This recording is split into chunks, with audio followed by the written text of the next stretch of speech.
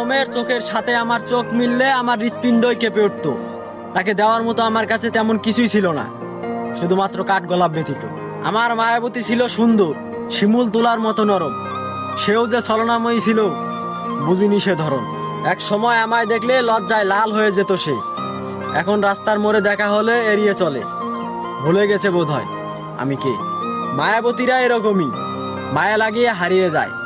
ওরা বলে জীবনের শেষ অবধি থাকবে, তবে শুরুতেই চলে যায়। আমিও নিরপরাধী নই, দোষ কিছুটা হলেও আমার আছে। আমি জানতাম অর্থহীন পুরুষের জন্য ভালোবাসা না, তবে কেন করেছিলাম তাকে ধরে রাখার বায়না।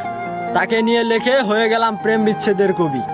মানুষে বুঝলো, সেও বুঝতো যদি।